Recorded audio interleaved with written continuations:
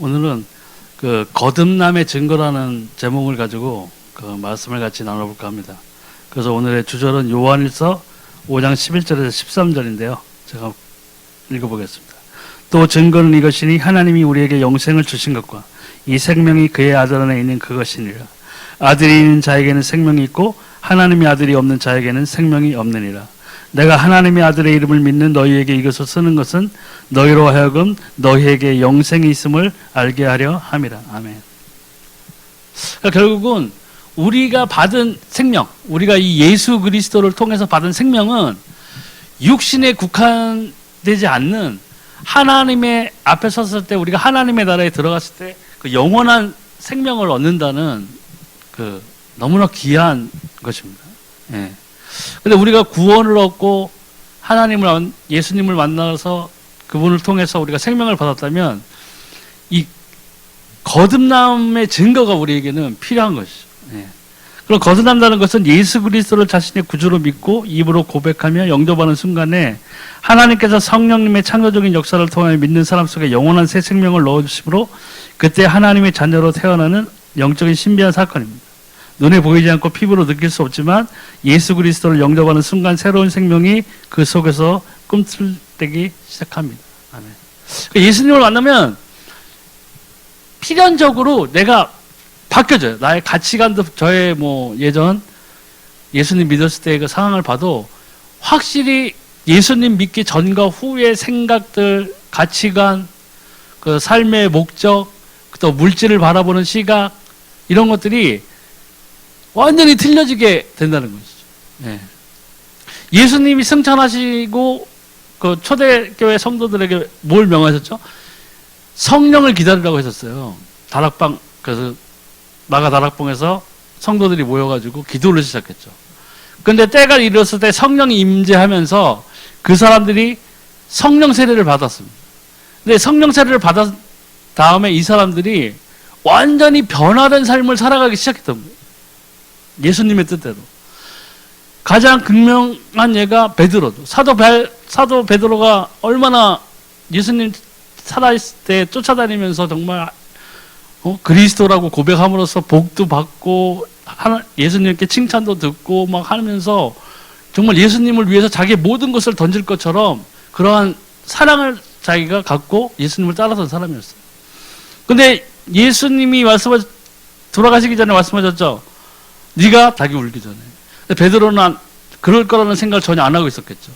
근데 예수님이 끌려가실 때 쫓아갔단 말이에요. 근데 3번을 부인했어요. 베드로가. 네. 그랬던 베드로가 성령을 세례를 받고 나서의 그 전도자의 삶을 사는 모습을 보면은 완전히 180도 틀린 사람이 됐어요. 공회에 끌려가서 핍박받으면서 너 예수가 그리스도라고 외치지 말아라 했을 때 그 베드로는 당당히 그 대제사장들과 바리새인들과 유대인들 앞에서 나는 멈출 수 없다. 내가 이 일의 증인이라고. 너희들이 핍박한 그분이 우리가 그토록 애타게 기다리던 그리스도이시다라고 당당하게 자기의 의사를 표현했어요. 완전히 변한 모습이잖아요. 우리가 성령을 체험했다고 하면, 내가 예수님을 만났다고 한다면은 우리는 거듭난 거예요. 그래서 사도 바울이 얘기했죠. 보라, 옛것은 지나갔다. 너희는 우리가 뭐예요? 새로운 피조물이라고 그랬어요. 네. 거듭났다는 거죠. 네. 그리고 이 거듭남의 결과가 무엇인가를 한번 살펴보면 새로운 생명이 생겼다는 거예요. 이게 정말 제일 중요한 거예요. 내가 진실로 너에게 이르노니 내 말을 듣고 또 나 보내신 이를 믿는 자는 영생을 얻었고 심판에 이르지 않으나니 사망에서 생명으로 옮겼느니라. 아멘. 요한복음 5장 24절입니다. 그러니까 우리들이 가장 기억해야 될 것은 구원은 하나님이 우리에게 은혜로 주신 거예요. 네. 근데 우리가 구원을 받았음에도 이 구원의 확신이 흔들리고 긴가민가, 내가 구원을 받았나? 나 오늘 죽으면 천국 가? 그런 생각에 빠져드는 사람들이 있다는 거예요. 그러니까 흔들릴 수밖에 없는 거예요. 네. 그것을 기준을 자꾸 뭐로 생각하냐면 나를 기준으로, 내가 하는 행동, 나의 지금 현재 모습, 이런 것으로 천국에 가는 기준을 삼으니까 흔들리는 거예요. 예수님께서 십자가에 달리시고 피 흘리시고 했을 때 예수님이 마지막에 하신 말씀이 뭐예요? 내가 다 이루었다고 그랬어요. 네. 그러니까 종교는 내가 뭘 해야만, 내가 무슨 뭐 구원을 얻고 생명을 얻고 뭐 이런 걸로 사람들은 생각하잖아요. 그러니까 막 108번 뭐 절을 하고 뭐 무당 시키면 뭐 굿도 하고 뭐 산에 올라가서 뭐 지극정성을 올리고 막 한단 말이에요. 근데 우리는 종교가 아니에요. 우리는 살아계신 하나님을 믿는 것이라고요. 그런데 우리는 하나님이 그 구원을 이루어 놓고 우리 보러 믿음을 요구하신 거예요. 믿기만 하라는 거죠. 근데 우리는 자꾸 그것을 나의 기준으로 이렇게 보고 판단하니까 내 꼬라지로는 이거 천국 못 갈 것 같아. 이래버린다는 거예요. 그걸 누가 제일 좋아하느냐? 사단이 제일 좋아하는 거예요. 구원은 사단도 건드릴 수가 없어요. 만약에 나의 현재의 어떠함으로, 나의 의로, 뭐 나의 의로운 행동으로 나에게 사람들을, 어려운 사람들을 구제하는 그런 선한 일들로 우리가 천국에 가는 것이라면은 예수님이 이 땅에 오실 이유가 하나도 없는 거예요. 그냥 율법대로 살면 되는 거였어요. 네. 근데 우리는 자꾸 그런 것을 생각하다 보니까 구원의 확신이 흔들리게 되고 내가 거듭났다는 사실조차도 믿질 않는 거예요. 믿겨지지가 않고 또 나의 삶의 그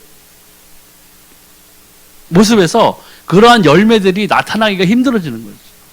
또 새로운 마음도 생깁니다.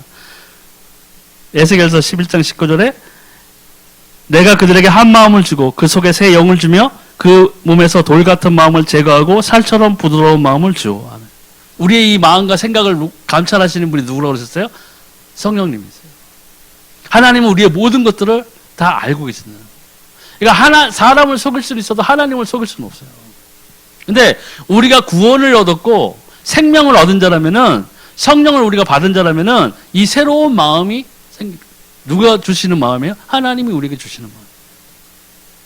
성령이 나와 함께 하시기 때문에 성령이 나의 마음과 생각을 내가 기도와 예배를 통해서 나의 믿음을 하나님 앞에 보여드린다면 내 안에 내주하고 계시는 성령께서 나에게 새로운 마음, 그리스도 예수 안에서 살아가는 자로서 마땅히 품어야 될 마음을 주신다는 거예요. 이게 안 되는 사람들이 뭐예요? 양심에 화인 맞은 자라고. 성경이 말하는. 그리고 육신의 욕정이 심히 높아져서 성령의 소욕이 완전히 가뭄에 말른 논바닥처럼 짝짝 갈라져 있는 상태가 된 사람들이 이런 것들을 느끼지 못해요. 우리는 이러한 하나님과의 관계에서 우리가 얻어야 되고 마땅히 누려야 될 것들을 못 누리는 거에 대해서 우리가 하나님 앞에 죄스러운 마음으로 기도하고 통곡해야 된다는 거예요. 내 통장의 잔고는 아무리 말라도 이 인생이 끝났을 때는 통장에 잔고가 많고 적고 상관이 아무것도 없는데, 우리가 하나님 앞에 서기 전까지는 우리가 말 그대로 예수 그리스도 안에서 사로잡힌 바 된 자인데, 우리가 예수 그리스도의 뜻대로 우리가 나의 삶에서 만나는 사람들에게 하나님으로부터 오는 선한 영향력을 그들에게 미쳐야 된다는 거예요. 손가락질 받으면 되겠어요? 저 교회 다닌다더니 저거 독하기는 아주 그냥 이런 말 들으면 안 된다잖아요.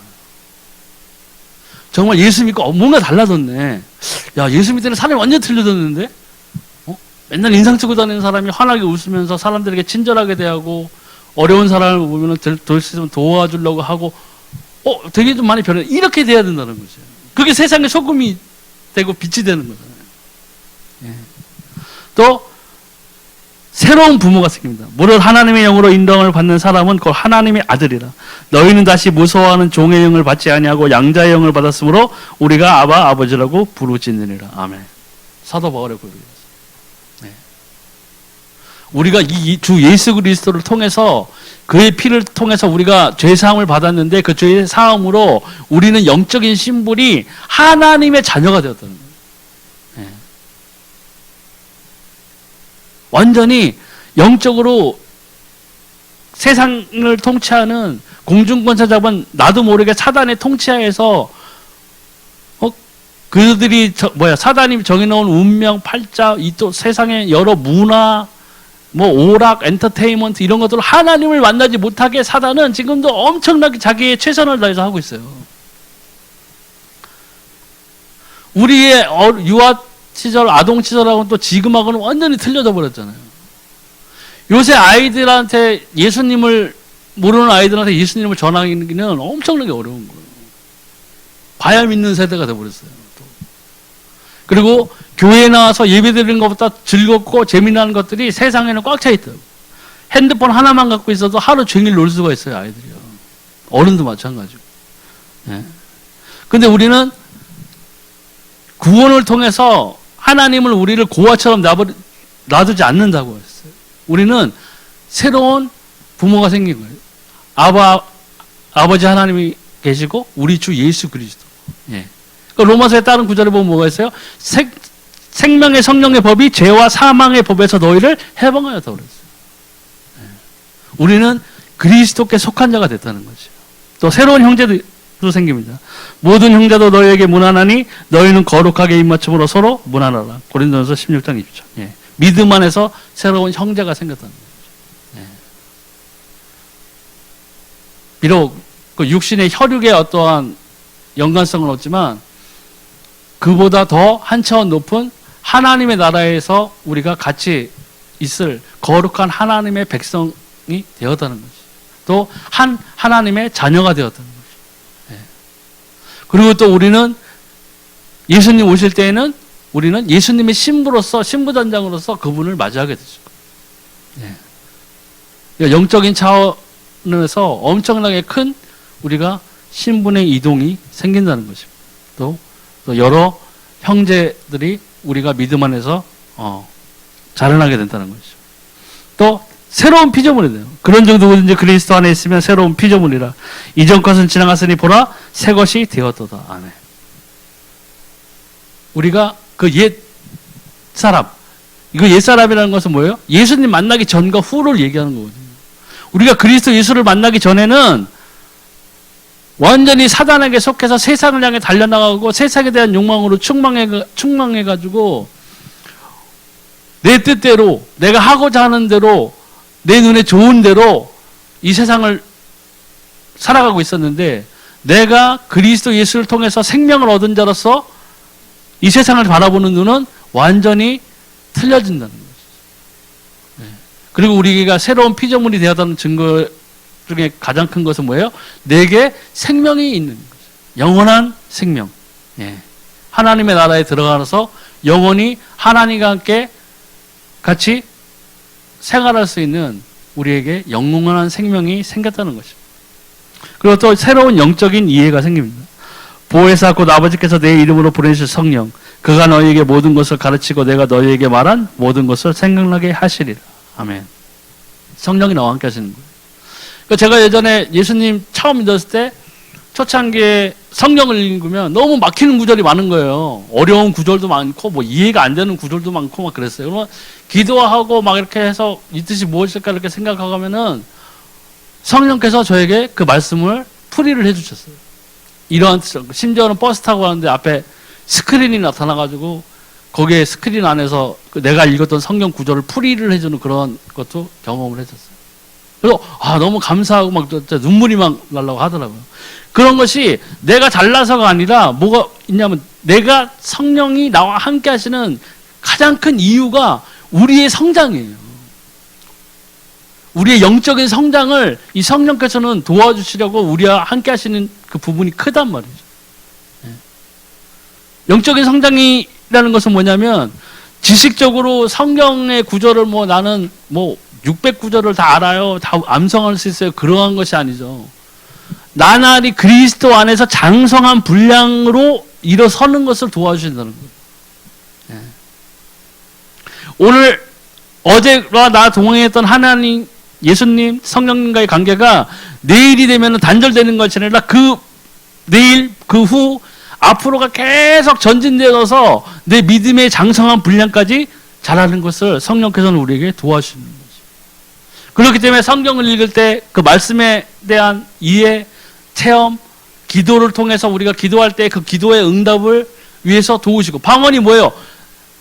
말할 수 없는 탄식으로 우리를 위해서 기도하는 것이 방언이에요. 내가 마땅히 빌 바를 알지 못하는데 나는 지금에 있는 문제를 위해서 나의 육신적인 것을 놓고 기도할 수가 있다고요. 하나님, 제가 뭐 재정이 부족해요. 새로운 직업을 주세요. 물론 우리가 살아가는, 세상적으로 살아가는 데 있어 필요한 것들을 위해서 기도하는 것이죠. 그 성령이 나의 혀를 주장해서 하는 그런 방언에서는 내가 눈에 보이는 내 육신적인 것을 위해서 기도하는 그 기도가 아니라 내가 마땅히 빌 바를 몰라 하는 부분들, 하나님께서 진정으로 나에게서 듣고자 하시고자 하는 그런 기도들을 누가 해주시는 거예요? 성령이 해주시는 거라고요. 제가 지금은 못하지만 방언 통변을 그 은사를 받았을 때가 있었어요. 그래서 방언을 이렇게 쫙 하면은 이제 한국말로 이제 쭉 나오거든요, 통변이. 한마디도 나의 필요한 것, 뭐 이런 것을 놓고 그 방언이 나오는 적이 없었어요. 다 하나님을 찬양하고 하나님께 감사드리고 내 영을 위해서 기도하는 그런 내용들이었다는 거예요. 그러니까 내 생각으로 나의 필요로 해서 하는 기도는 우리가 성령 그 방언을 통하지 않고서도 얼마든지 우리가 아뢰 수가 있어요. 근데 우리가 방언을 받아서 기뻐한다는 것은, 저는 처음에 방언을 받아서 기뻐했던 것은 성령이 나와 함께 내주하는 가장 큰 증거가 방언이기 때문에 너무 기뻐했고, 또 기도를 좀 오래 하고 싶은데 기도를 오래 할 수 없으니까 방언을 받으니까 너무 즐거워가지고 이 방언을 사모했었어요.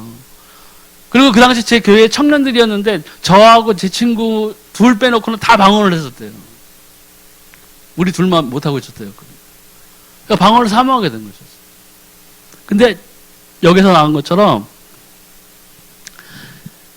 방언을 했어도 물론 좋은 거지만 결국에는 성령께서 내 안에 계셔서 나를 도우신다는 거예요. 그래 그 전에는 이해하지 못했던 하나님의 뜻, 또 나를 향해서 앞으로 내가 기도해야 하는 방향들, 그 다음에 내가 실족했거나 넘어졌을 때 나를 일으켜 세워줄 수 있는 하나님의 손길, 하나님의 음성, 이런 것들을 누구를 통해서 우리가 들을 수 있어요? 체험할 수 있어요? 성령. 내 안에 계신 성령을 통해서 할 수 있다는 거죠. 그게 가장 중요한 거지.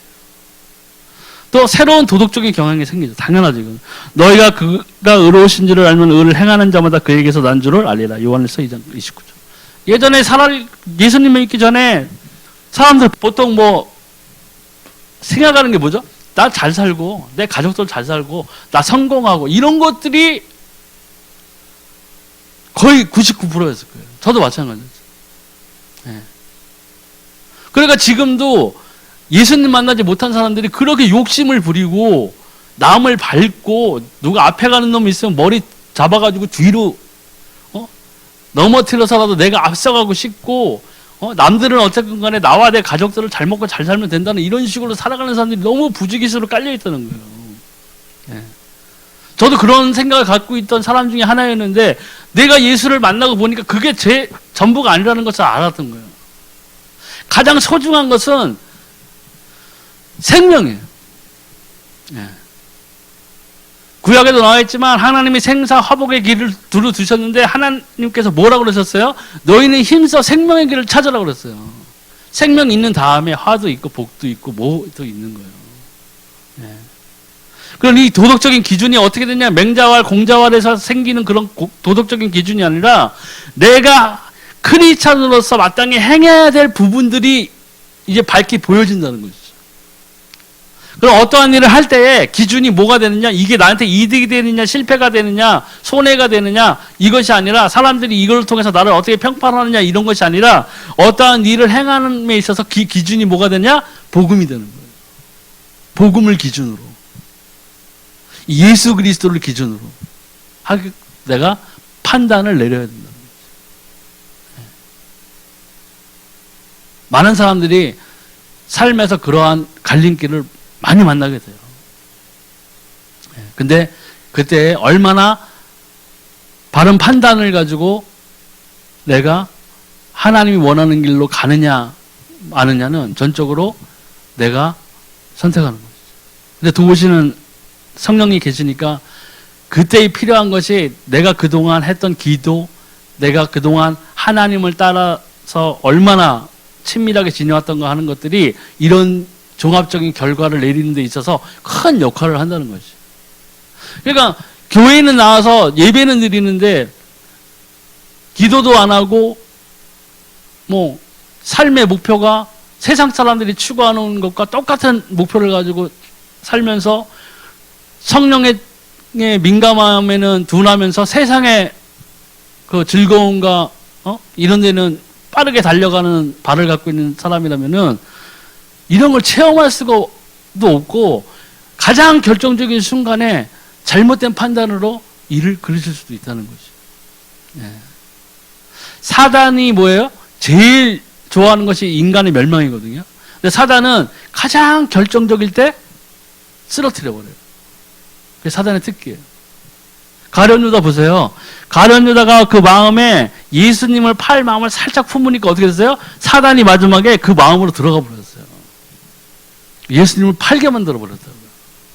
가장 결정적일 때. 그렇기 때문에 우리는 이 새로운 도덕적인 게 생기는 이것을 전부 하나님께 앞에서 내가 이 일을 행할 수 있느냐, 이 일을 해서 내가 가진 생명에 부끄럽지 않느냐, 하나님 앞에 부끄럽지 않느냐, 이런 것들에 대한 새로운 기준들이 우리에게 생기는 거예요. 근데 그게 막 생기는 게 아니에요. 그냥 덤으로 막 생기는 게 아니라 내가 하나님 앞에 바로 서 있어야 된다는 것이죠. 예. 하나님 앞에 바로 서서 있다는 것은 내가 예수 그리스도의 뜻대로 기도하고 내가 내 안에 계신 성령의 말씀의 음성에 민감해지면서 그 길을 가고 있느냐고 굉장히 밀접한 관계라는 거죠. 또 나의 이름이 지난주에 나왔죠. 천국 호족에 기록됩니다. 이기는 자는 이와 같이 흰 옷을 입을 것이요 내가 그 이름을 생명책에서 결코 지우지 아니하고 그 이름을 내 아버지 앞과 그의 천사들 앞에서 시인하리라. 아멘. 계시록 3장 5절입니다. 네. 우리가 예수님을 만날 때는 예수님이 휴거돼서 우리가 만날 수도 있죠. 그리고 최후의 심판도 기다리고 있습니다. 근데 그 전에 우리가 우리 육신의 장막을 벗으면 우리는 누구 앞에 서요? 하나님 앞에 서는 거예요.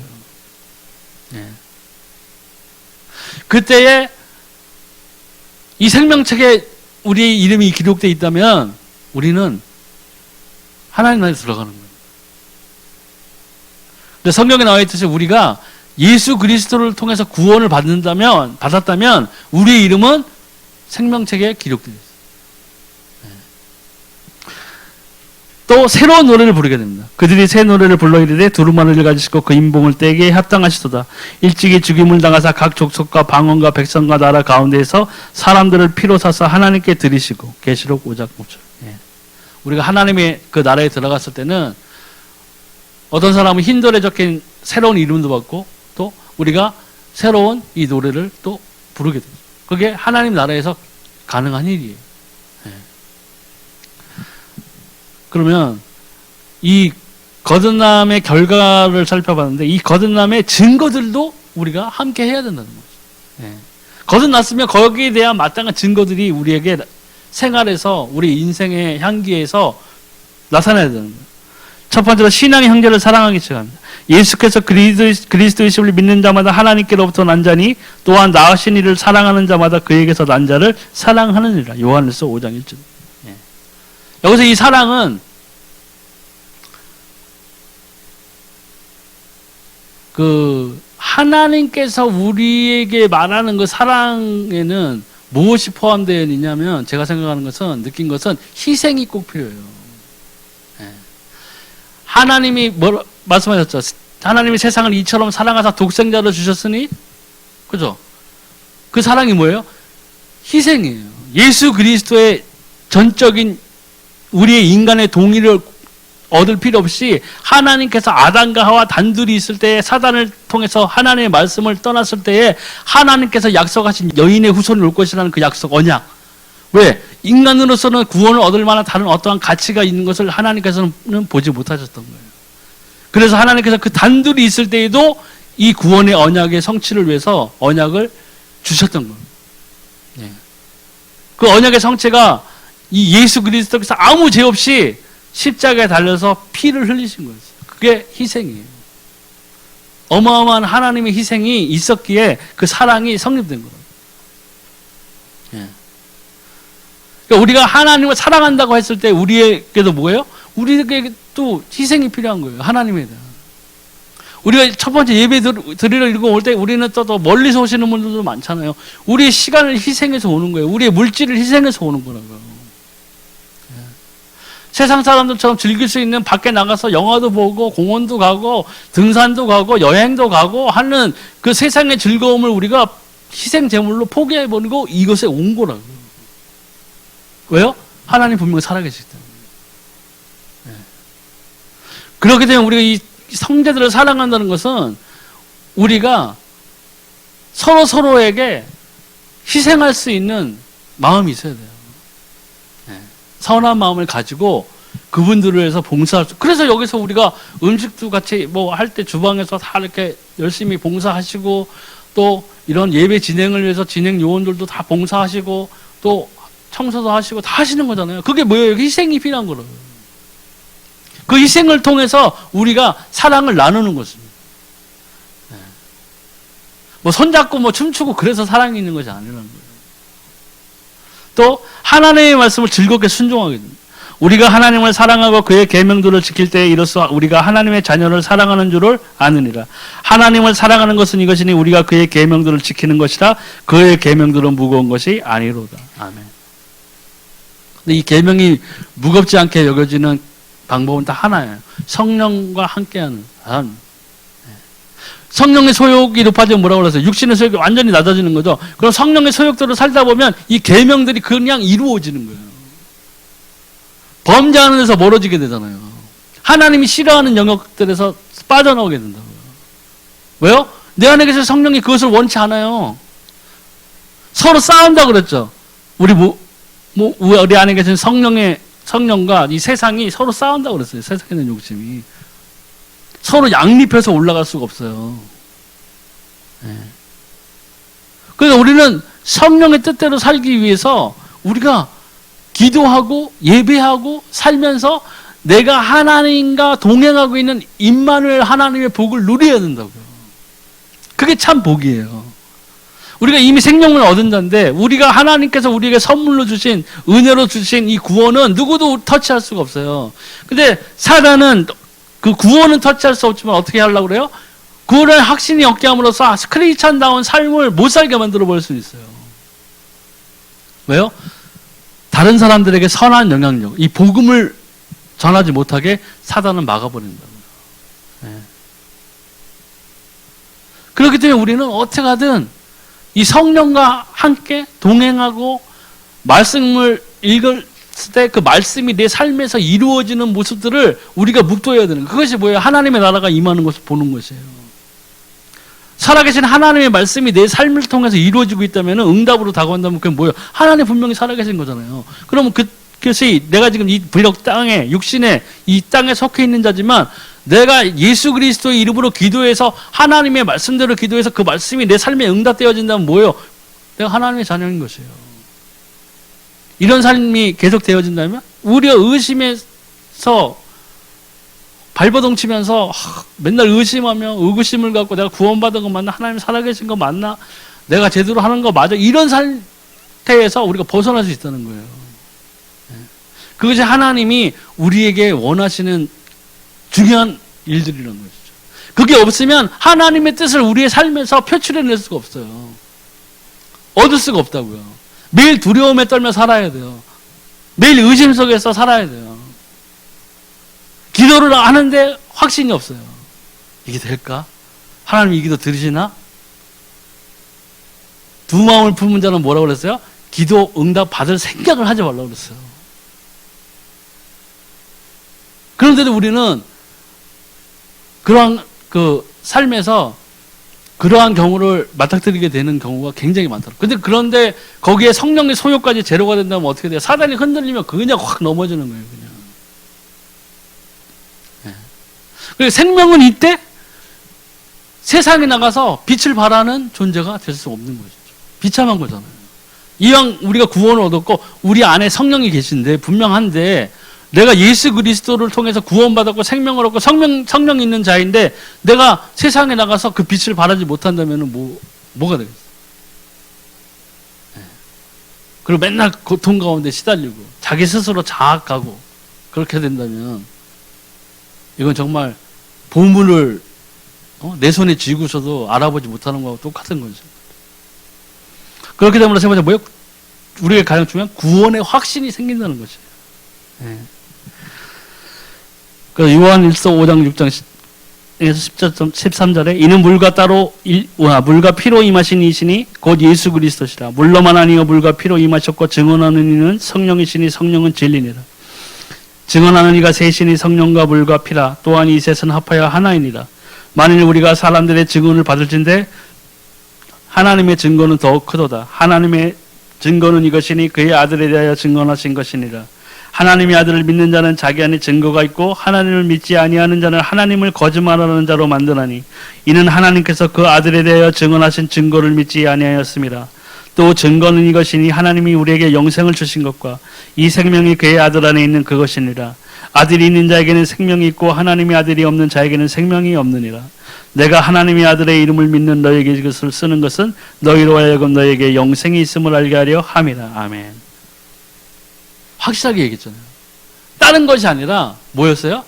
아들이 있는 자에게는 생명이 있고 아들이 없는 자에게는 생명이 없는. 초대교회에 막 이때 막 서로 막 자리 다툼도 일어나고 싸움도 하고 막 그랬다고요. 나는 세례 요한에게 세례 받았다. 나는 뭐 베드로에게 받았다. 난 바울에게 받았다. 막 서로 막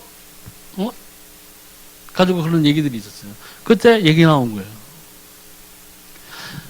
아들이 있는 자에게는 생명이 있고 아들이 없는 자에게는 생명이 없다. 누가 세례를 줬고 그거 아무 상관없어요. 네. 아무 상관없어요. 내가 내 안에 뭐가 있어야 돼요? 예수 그리스도가 있어야 돼요. 네. 성경에 나와 있죠? 마음으로 믿어 의에 이르고 입술로 시인하여 구원에 이르니. 정말. 그 성경은 또 다른 구절에 또 나와 있잖아요. 성령이 아닌 것으로 주를 그리스도라 시인할 자가 없다고 그랬어요. 여기 계신 성도님들 믿기 전에 아마 불신자일 때의 상태에 계셨던 분들이 있었으면 그때로 한번 생각해 보세요. 그래서 믿을 수가 있었어요? 저 같은 경우는 어린 반푼어치도 안 믿었어요. 어렸을 때부터 막 전도하던 누나, 사촌 누나들, 믿음 좋은 누나들 막 이순신 장군 어디 갔어? 그럼 지옥 갔어? 그럼 막 얼굴이 막 성을 내면서 내가 왜 지옥 갔냐고 그렇게 따졌던 사람이에요. 한 번만 그런데 예수님을 내가 꿈에서 보면 내 예수님 믿겠다는 말을 했었거든요. 입버릇처럼 얘기했어요. 근데 난 아무 생각 없이 살았는데 미국에 있을 때 하나님이 뭐예요? 휴거되는 것을 저에게 보여줬어요. 하나님은 그 말을 기억하셨어요.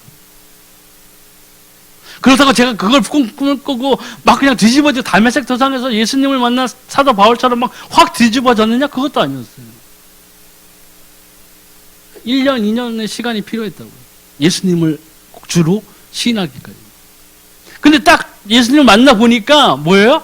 아, 이게 정말 하나님이 살아계시고 예수가 그리스도 되셨구나가 이거는 부인할 수 없는 증거로 나에게 남아있어요. 부인할 수가 없어요. 내 꼬라지를 보고 내 환경을 보고 모릇을 보면 내가 무슨 가멜같이 요새 그런 의로움도 없는 저는 사람인데 요셉은 언약 때문에 그런 고초를 겪고 했지만은 그런 가운데서도 요셉은 그 언약의 성취를 위해서 국무총리가 되었고 이스라엘 민족을 구원하는 그 역사를 통해서 하나님의 언약을 성취시킨 그 도구가 되었는데 저는 그런 것도 아닌데도 넘어지고 쓰러지고 해도 부인할 수 없는 것 딱 하나. 아, 예수가 그리스도시다. 분명히 하나님 살아계시다. 이것을 부인할 수는 없었다. 네. 그렇기 때문에 외적인 증거들로는 말씀의 증거가 나타나는 거죠. 말씀을 읽고 말씀을 통해서 기도하면은 그 말씀이 뭐예요? 그대로 나의 삶에 임하는 거죠. 저는 옛날에 훈련 받을 때 기도할 때는 다 하나님의 이 주신 구절을 가지고 기도했어요. 아플 때는 이사야서 놓고 기도하면서 기도하고 또 어떤 환경이 닥쳤을 때 거기에 필요한 극복해야 될 부분에 대한 하나님의 말씀을 가지고 하나님의 말씀이 이러하오니 하나님 내 삶의 이 문제에서 하나님의 말씀이 이루어지게 해주세요라고 기도를 했다는 거죠. 그러면 그 말씀이 뭐예요? 내 삶에 적용되기 시작했어요. 그렇기 때문에 무엇을 알았나요? 하나님 말씀 분명히 살아있구나. 하나님의 말씀은 살아있고 좌우의 날상 검보다 날카로워서 혼과 영과 및 관절과 골수를 찔러 쪼개기까지 한다는 그 말씀이 내 삶에 응해지기 시작했다는 거죠. 그런데 어떻게 부인을 할 수가 있겠어요? 또 내적 증거로 성령님의 증거도. 성령이 나와 내주하시는 증거가 나에게 이제 나타내어지기 시작하는 것이라고요.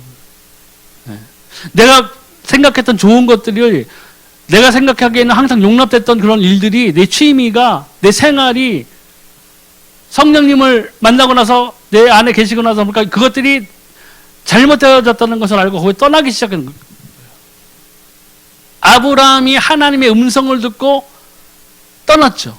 본토 친척 아비집을 떠났다고요. 아브라함이 거기에 가서 안주하고 있었던 것이 아니라 아브라함은 떠났어요. 한 발을 내딛었다고요. 첫 발이 중요해요.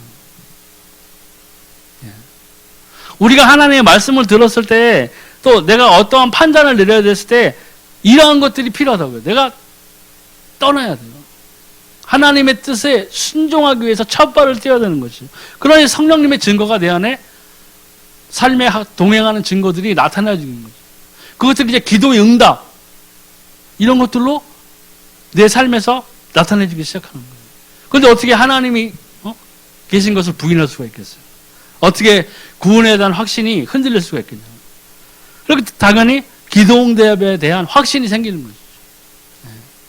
정말 예수가 그리스도시고 내가 주 예수 그리스도의 이름으로 기도했더니 하면 하나님은 나에게 반드시 응답을 주신다는 확신이 생긴다는 거죠. 그러니까 구원의 확신이 흔들린다는 말은 곧 기도 응답이 없다는 말하고 거의 비슷한 거예요. 기도의 응답이 없으니까 구원의 확신이 무너지기 시작하는 거예요. 되냐? 내 말씀을 들어?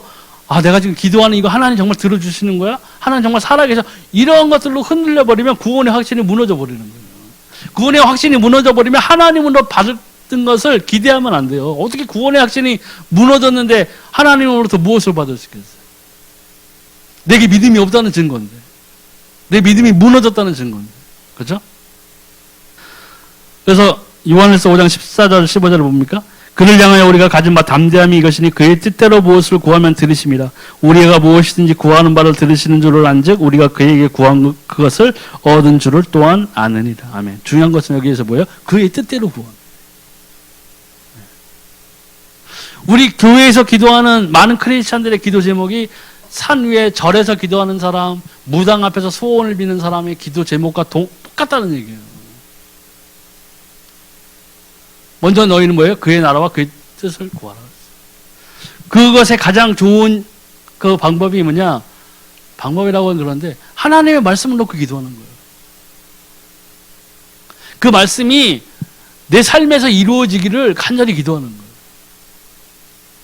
거예요. 내가 어떤 어려운 환경에 처해 있다면 말씀을 놓고 기도하는 거라고. 그 말씀이 나의 삶을 돌파시켜주는 것을 우리가 응답으로 체험해야 되는 거죠.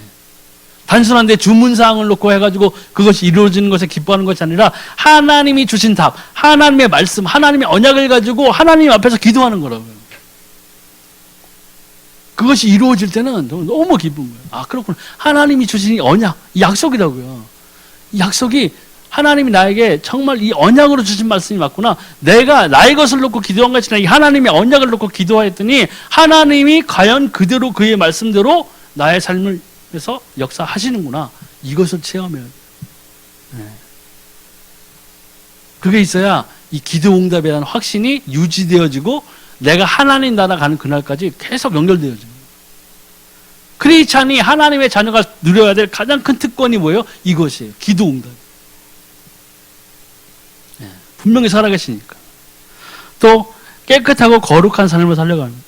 하나님께로부터 난 자는 다 범죄하지 아닌 줄을 우리가 아노라. 하나님께로부터 나신 자가 그를 지키심에 악한 자가 그를 만지지도 못하느니라. 요한일서 5장 18절.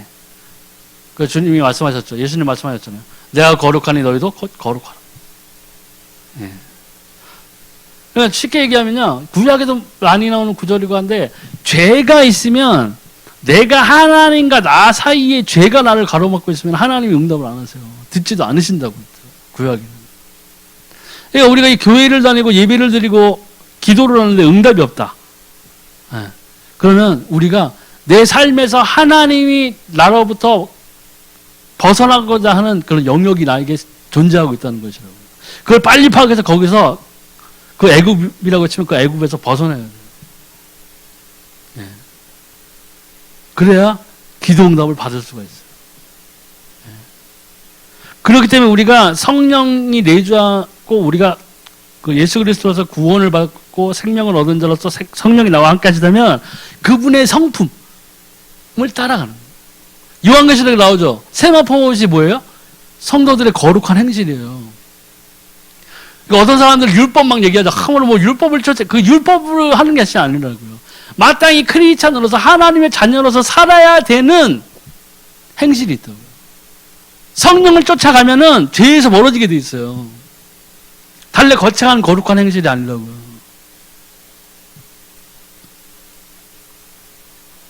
저는 천국을 사모하지만 뭐 휴거의 꿈도 꾸고 했지만 지금 봐서는 저는 휴거는 안 될 거예요.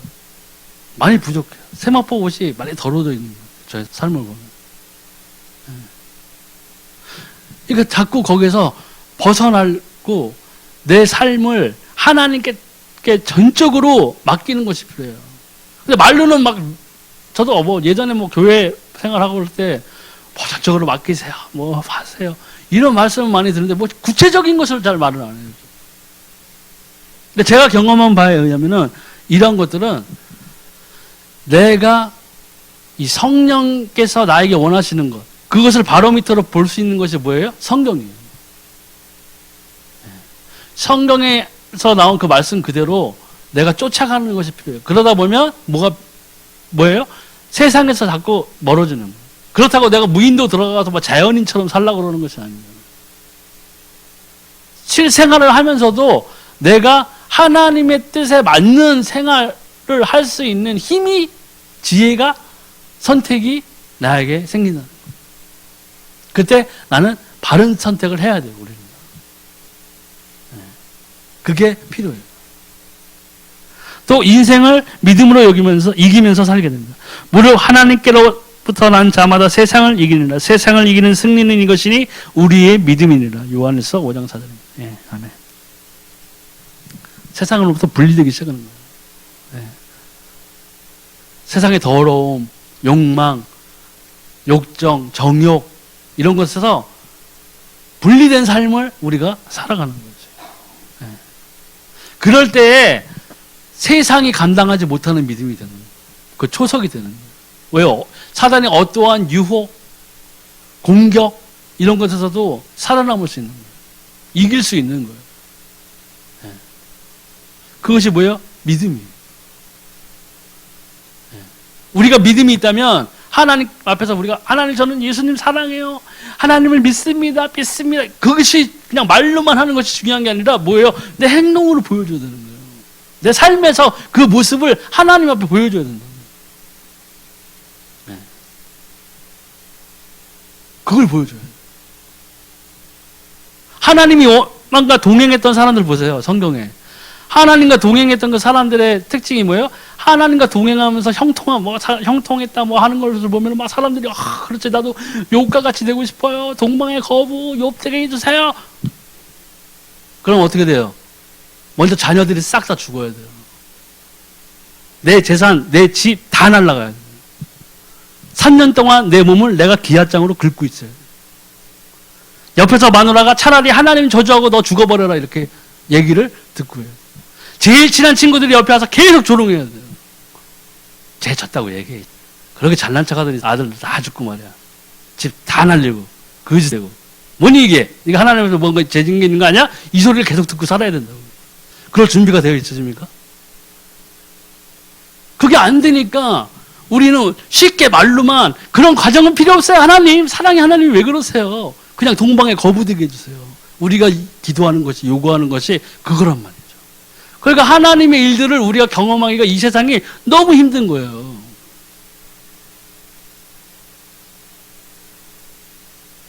그 전에 또 뭐가 있어요? 참 욥은 사단이 질투할 만큼 하나님 앞에서 완전한 자여야 돼요. 그 시작 보세요.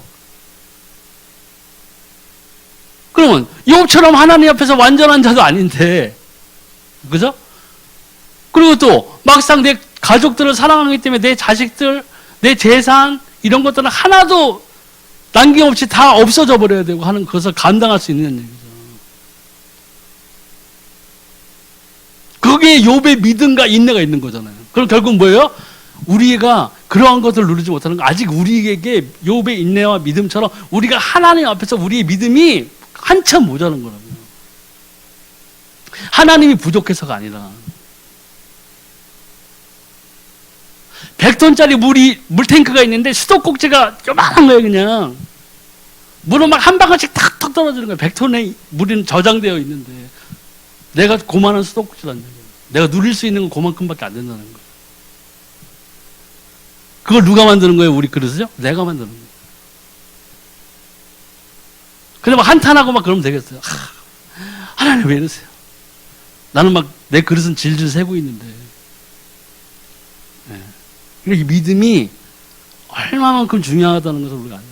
그 믿음은 근데 누가 증명해 줘야 되는 거예요? 내가 증명해. 하나님에 대한 믿음. 목사님이 증명해 주는 것도 아니고 옆에 앉아 있는 우리 성도가 나를 대신해서 내 믿음을 증거해 줄 수 있는 거, 그런 건 아니에요. 사람들이 말하는 그런 믿음 좋아요. 사람들이 믿음 좋아하는 건 뭐예요? 주일 성수 일단. 믿음 좋으세요? 주일 성수 하시고. 한 번도 안 빠지고.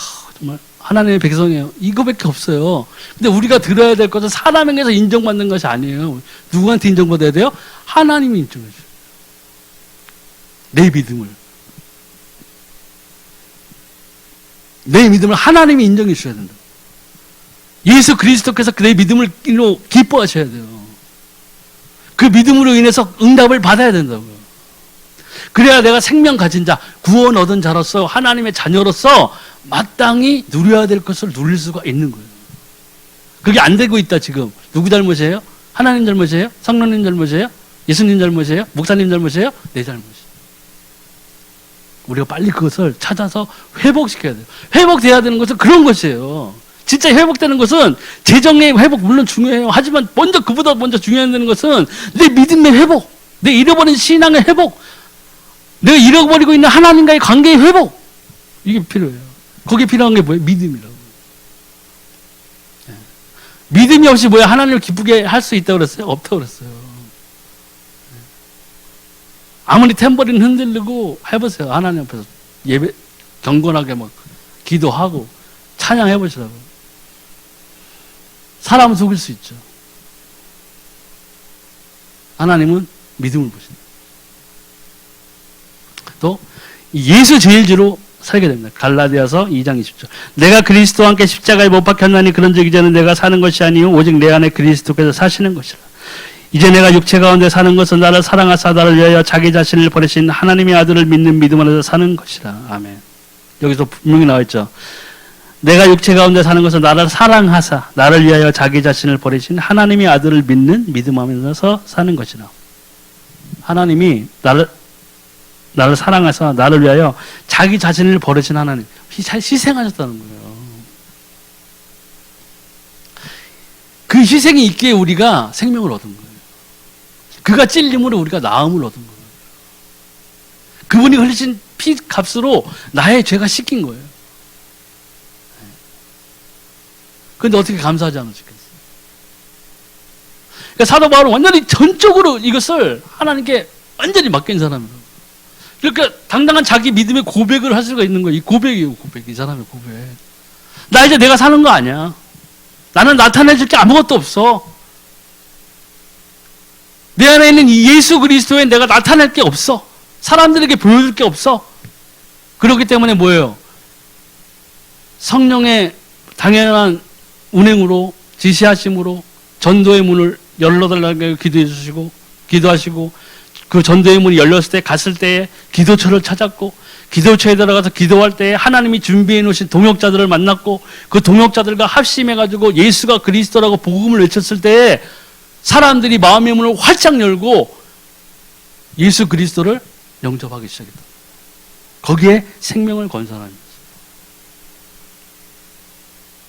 그 사도 바울도 자기 믿음의 고백을 이렇게 하면서 여기에 예수 외에는 없다는 것을 알았어요. 그러니까 자기가 세상에 유대인으로서 자랑할 게 많았잖아요. 나는 바리새인 중에 바리새인이요, 목사 중에 학자 할 수 있는데 내가 예수 그리스도를 만나고 보니 이것들이 아무것도 아니구나. 이건 배설물이다. 내 인생에서 아무 필요 없다. 오직 예수가 그리스도 된 이것이 나의 유일한 생명의 길이다. 고백한 거예요. 그만한 가치 있는 것을 찾지 못한 거예요. 왜요? 세상에 어떠한 값진 것 만나고 또 사람들이 존경하는 철학자나 뭐 누구의 명언이나 좋은 말들, 시, 철학 이런 것들이 있지만 거기서 생명을 줄 수 있는 것은 단 한 가지도 없다는 것을 사도 바울이 발견한 거예요. 자기가 심지어 유대교 그 안에서도 발견 못했던 거예요. 스데반 집사 돌맞아 죽을 때 거기 옆에서 옷 가지고 있던 게 사도 바울이거든요. 핍박하던 사람이었다고요. 근데 뭐예요? 발견했어요. 그러니까 예수 제일주의가 될 수밖에 없는 거였다고요. 그럼 우리의 삶에서 우리가 생활을 해 나가고 이런 세상에 바쁜 면도 있고 내 생활에 또 충당되어야 될 재정적인 문제도 있고 다 그렇게 살고 있어요. 그러니까 굉장히 우리는 더 바쁜 그런 수레바퀴 안을 돌고 있는 거나 마찬가지라고요. 그런데 그 가운데서 우리는 잊지 말아야 될 것은 뭐냐? 내가 사는 것, 내가 생활하는 것, 내가 일하는 것 이것이 최종적인 목표가 뭐가 되느냐? 예수 그리스도를 나타내는 것이 그 안에서 필요하다는 거죠.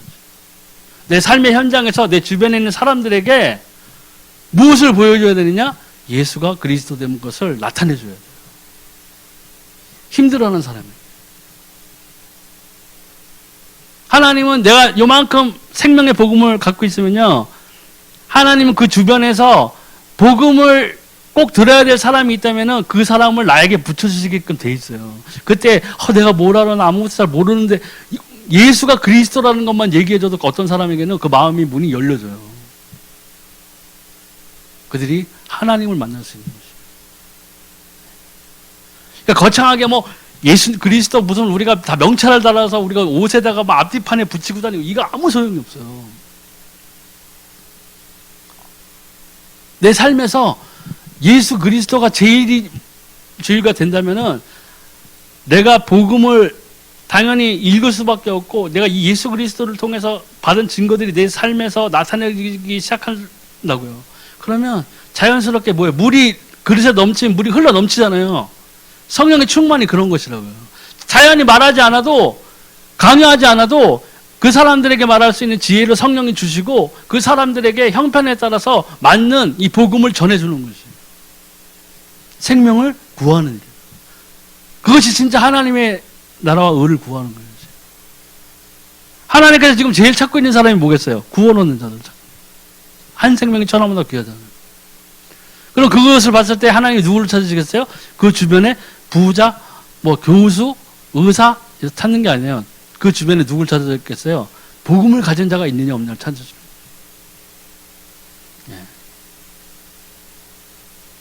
그런 것들이 우리가 이 하나님과의 관계가 회복되어지고 이 구원의 역사 속에서 생명을 받고 구원의 확신이 있고 또 여기 나와 있듯이 구원의 확신이 생김으로써 여러 가지 증거들을 우리가 얻을 수 있고 우리가 또 믿음을 통해서 하나님 안에서 굳건히 서 있고 한다면은 이러한 것들이 나타나주게 돼요. 이런 삶이 하루아침에 되는 것은 아니에요. 또 성령께서 역사하시는 말미암아 점차적으로 변화됩니다. 다메섹 도상에서 만난 바울처럼 한꺼번에 확 그냥 바뀌는 사람도 있지만은 그렇지 않고 서서히 변하는 사람도 있어요. 예. 거듭난 사람의 속에는 반드시 변화가 일어납니다. 변화가 전혀 없다면 자신의 구원을 다시 확인해야 됩니다. 예. 쉽게 얘기해서 예수님을 영접했는데 죽어도 예배는 안 드려. 찬양도 안 해. 기도도 안 해. 그리고서 난 예수님 만났다고 하는 사람들은 그 사람들은 거짓말하는 자기 스스로를 속이고 있는 거예요. 뭐예요? 증거가 나타나야 되죠. 예. 예수님 만났는데 예수님에 대한 체험을 당연히 해야 되는 거잖아요. 내 삶에 그것이 나타나야 되는 것이에요. 그래서 구원의 경험과 확신이 없다면 예수 그리스도를 영접하십시오. 마음으로 믿고 입으로 고백하십시오. 그러면 영원한 생명을 얻게 되고 당신의 삶에 거듭난 증거가 이제부터 나타나게 될 것입니다. 이것이 간단하지만 다른 사람들에게 우리가 전할 수 있는 영적 기도문의 하나예요. 그리고 혹 정말 교회 다니면서 예배는 드리는데 내가 하나님이 살아계신지 안 계신지를 모르겠다는 사람들이 많아요. 그런 사람들은 하나님이 말씀하신 찾는 자에게 찾아준다고 하셨죠. 가신다고 하셨어요. 기도하셔야 돼요. 다른 거 기도응답 뭐 이걸 놓고 기도하는 그거는 어불성설이고 뭐예요? 하나님께 간절히 하나님 나를 만나주세요. 정말 주 예수가 그리스도 되신 것을 제가 믿고 싶은데 하나님 제게 나타내 주시고 저에게 만나주세요. 나를 하나님 분명히 살아계신 그 경험을 체험을 나에게 보여주세요. 그 만나달라는 기도를 해야 돼요. 저 처음에 그랬거든요. 그 기도할 때 단박에 막 예수님이 갑자기 형상이 돼서 나타나서 그런 것도 아니었어요. 그것도 상당한 기간이 필요했다고. 근데 때가 되면 하나님이 그 길을, 문을 열어주시더라는 거죠. 오늘 여기서 말씀을 마치겠습니다.